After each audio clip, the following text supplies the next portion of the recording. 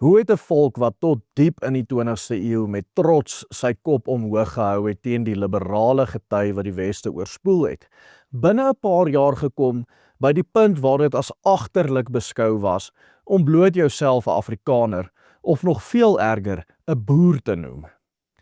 Wie het ons volk en veral die jong mense van die 1980s en 1990s geleer om hulself te haat? In vandag se video gaan ek julle op 'n historiese reis vat. En ons gaan 'n bietjie kyk na die ideologiese masjinerie wat hierdie selfhaat onder ons eie volk gevoed het en die weg gebaan het vir die wydverspreide afvaardiging van die liberale ideaal van multikulturalisme in en om ons eie mense. Gedurende die 90's met die opkoms van die sogenaamde reënboogideaal onder Mandela, was ons volk op so 'n punt dat ons mense nie eers meer na onsself as 'n volk wou verwys nie. Ons is as dit ware opgeneem in 'n Suid-Afrikaanse reënboogidentiteit. François Pienaar en Nelson Mandela het sy aan sy gestaan met die Wêreldbeker kort nadat die koerante berig het dat die viering van Geloftedag nou amptelik iets van die verlede is. En dit was op daai stadium bykans niemand het toe nog Geloftedag gevier nie. Dit is eers iets wat in onlangse jare weer geweldig populêr geword het onder ons mense om Geloftedag te vier. Om jouself 'n Afrikaner of selfs nog erger 'n boer te genoem het, was as verkramp en agterlik en swak beskou. Genadiglik het dinge oor die afgelope 5 jaar radikaal verander. En oor hoe dit gebeur het, kan ons dalk 'n volgende video maak.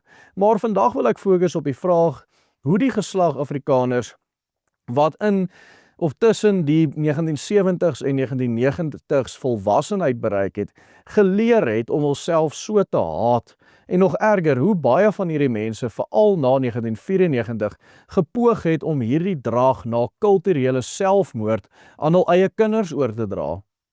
In hierdie video wil ons kyk na die ideologiese dryfkragte agter Afrikaner liberalisme en hoe hierdie kragte daartoe gelei het dat die meerderheid van ons volk ingestem het tot die oorgang van ons land vanaf 'n florerende, vooruitstrewende eerste wêreldse land na 'n absolute vervalle multikulturele gruwel wat lyk net soos die res van Afrika, pateties, swak, vol korrupsie en eintlik 'n niks werd land.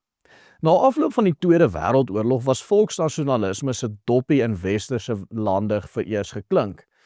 'n Reuse propagandaveldtog deur die media is van stapel gestuur wat alle forme van nasionalisme met Hitler en die Nasies assosieer het. Westerlinge het hulself gedurende die tweede helfte van die 20ste eeu toenemend tot liberalisme gewend en veral die jonger geslag wat in die 1960s en 70s volwassenheid begin bereik het hul rug drasties op Christelik nasionale idees gedraai. Ons praat nou van die boomer geslag, die geslag van die hippies of die sogenaamde 60ers, het 'n nuwe wêreld gebaseer op sosialisme, feminisme en veral hedonisme veronderstel. Vrye seks, homoseksualiteit, alles wat ingegaan het teen die woord van God, teen die ou Christelik nasionale ideaal waarop die westerse wêreld en ou Europa gebou is. Tog was ons volk hier aan die suidpunt van Afrika op daardie stadium nog 'n groot uitsondering op hierdie reël.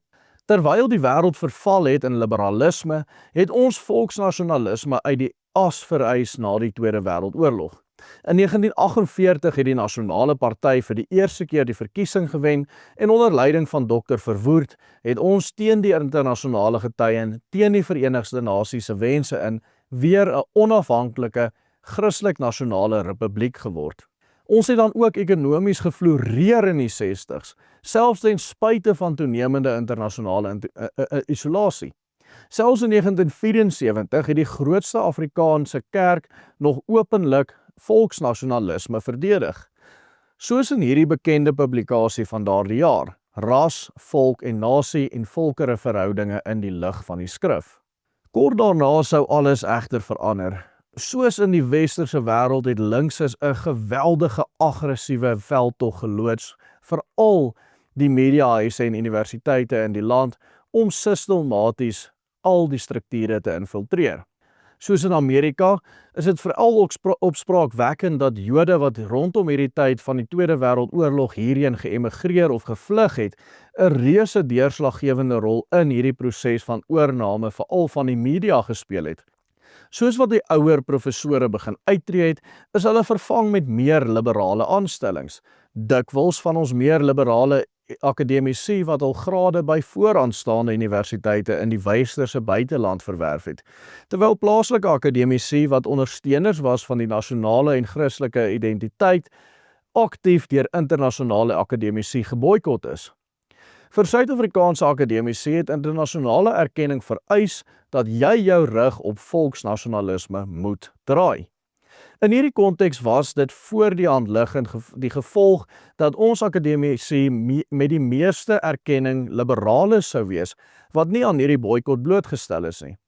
En dit was toe juis hierdie liberale akademici met hul hoë aansien in die oë van die wêreld, wat veral bevorder is tot dekane en rektors by die universiteite.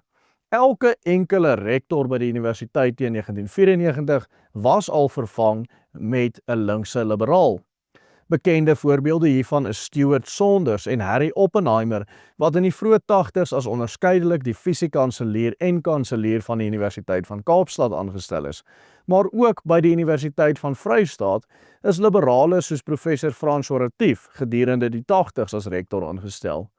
Onder sy leierskap is koshuise op die Universiteit van die Vrystaat kampus gedwing om te integreer en is die kampus vanaf 'n Afrikaanse na 'n parallel medium universiteit getransformeer. Die gevolge was dat elke enkele universiteit in Suid-Afrika reeds teen die 80's deeglik liberaal was.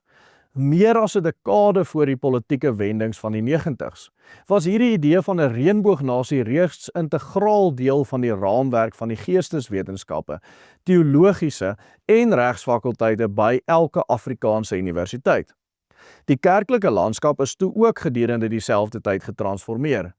In 1982 is Ellen Boesak se berugte Bellaar-belydenis opgestel en dit is in 1987 opgevolg deur die NG Kerk se eie dokument, Kerk en Samelewing, waarin die NG Kerk finaal afgewyk het van 'n Bybelsverbondsmagtige antropologie ten gunste van 'n liberaal individualistiese samelewingsleer. Die ommesswaai van die teologiese skole en die liberale infiltrasie van synodes het natuurlik radikale gevolge gehad vir prediking in die NG Kerk en in verskeie ander tradisionele Afrikaner kerke sedertdien. Waar volkstrots vroeër as deeg beskou is dit nou afgemaak as die sogenaamde sonde van rasisme.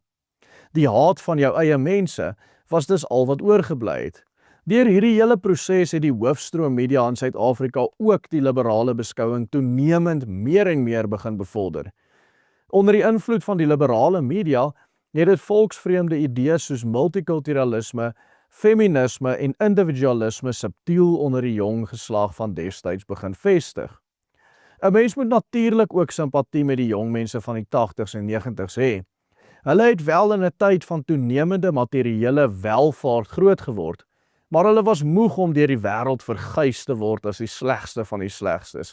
Hulle was moeg om geïsoleer te word en deur die media as dom en verkramp en agterlik afgemaak te word. Tog kan selfs dit nie as regverdiging dien vir die feit dat hulle in die vroeë 1990's gestem het om die land weg te gee aan 'n destydse terroristiese en voluit kommunistiese party, die ANC en die Suid-Afrikaanse Kommunistiese Party koalisie nie.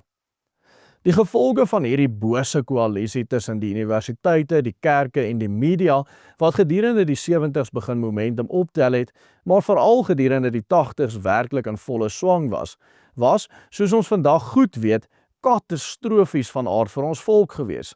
Ons sit in hierdie absolute gemors waarin ons vandag sit, as gevolg van die keuses wat die vorige geslagte gemaak het, as gevolg van die invloed wat hierdie bose koalisie op hulle toegepas het. 'n Hele geslag Afrikaners is geïndoktrineer om skaam te kry oor hulle eie identiteit, wie hulle is, hulle eie velkleur. Waar volksliefde vroeër as 'n deeg en 'n edele roeping beskou is, was dit gedurende hierdie tyd toenemend in die lesingsaal, op die kansel van die kerk en in die koerante se blaaie as beide agterlik en selfs soos in die geval van die kerk sondig beskou.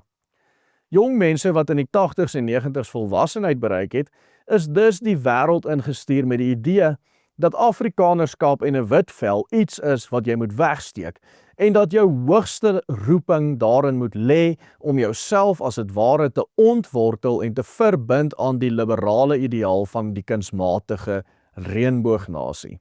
Hier by die Willem Petzer groep daarenteen is ons daartoe verbind om te verseker dat ons mense nooit weer so mislei word om onsself en hul eie identiteit te haat nie. Ons wy daarom ons video's daaraan om al hierdie destruktiewe ideologieë wat ons volk vernietig het, te kan beveg. Ons veg daarom teen die magte wat vandag nog by wyse van hul liberale propaganda probeer om ons volk te verlam en lam te lê. Dit is waarom ons hierdie video's maak. Kyk byvoorbeeld na ons onlangse video oor die wesenlike belang van gesonde gesinne as 'n basis vir 'n gesonde volk, wat jy kan kyk deur bloot hier op die skerm te klik. En onthou asseblief om ons hande sterk te maak in die stryd deur 'n betalende lid van die Willem Petzer groep te word. Volg net die eenvoudige stappe op die banner onder aan die skerm. Totsiens en God se rykste seën op elkeen van u.